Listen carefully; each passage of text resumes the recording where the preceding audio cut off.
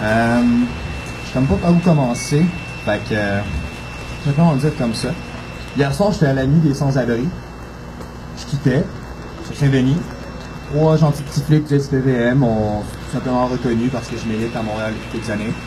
Ils m'ont sauté dessus, pour aucune raison. Je marchais sur le trottoir. Ils m'ont dit qu'elle allait me battre, qu'elle allait s'occuper de moi. Il y en a un qui m'a menacé de sa bonbonne de pompe de Cayenne, m'a mis d'en face.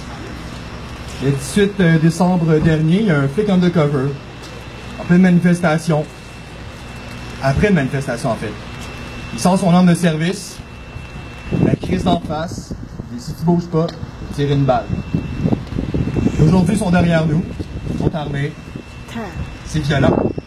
Les hommes qui ont des armes à feu, qui ont le droit de tuer, qui utilisent leurs privilèges, qui peuvent littéralement décider de qui doit vivre, qui doit mourir, qui ont le droit de tabasser.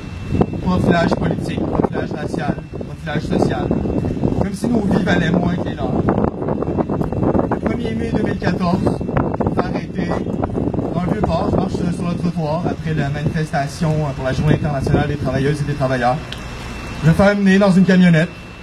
Au début, je me fais arrêter dans le Vieux-Port.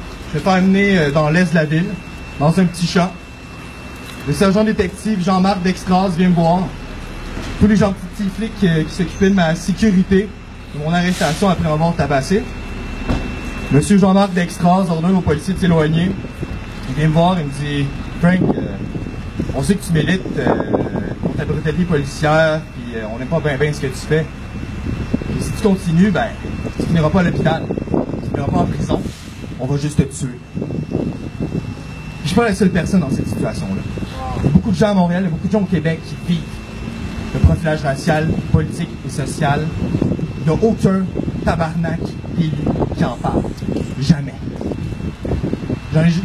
Le seul, je pense, que j'ai vu le faire, c'est Amir Kadir et peut-être Manon Massé.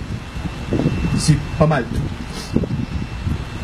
C'est pas normal qu'on puisse vivre dans une société où des hommes armés encadrent nos manifestations,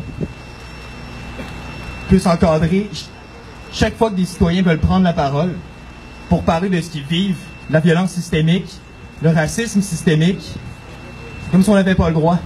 Et quand il y a des petites manifestations de néo-nazis ou de personnes d'extrême droite, les flics leur tournent le dos, ils nous regardent nous, comme si on était leurs ennemis.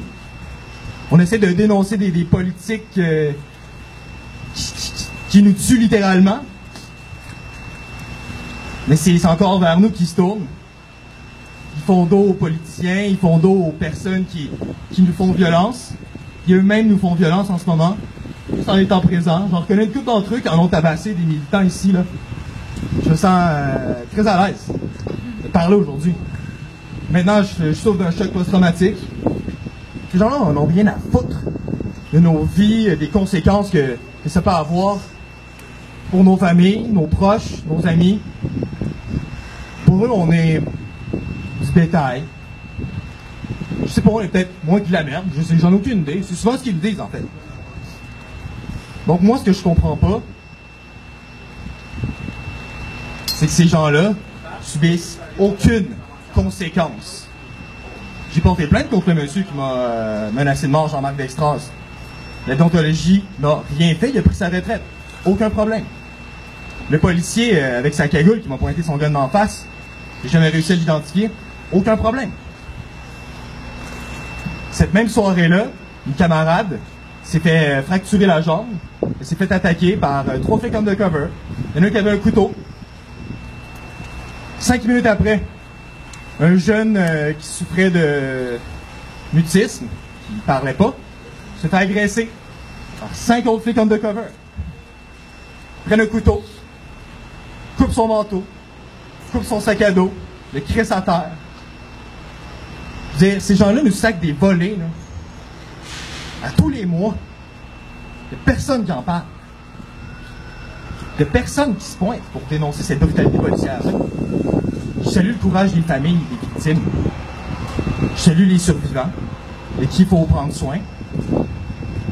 Puis je salue aussi la mémoire de ceux qui sont disparus, qui sont morts à cause de leur violence.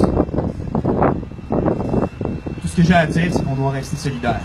Et qu'on n'a pas on n'a pas du tout à se laisser faire. On a le droit de résister. On a la légitimité de le faire. On a le pouvoir de le faire. Moi, je vais continuer. Donc, fuck the police!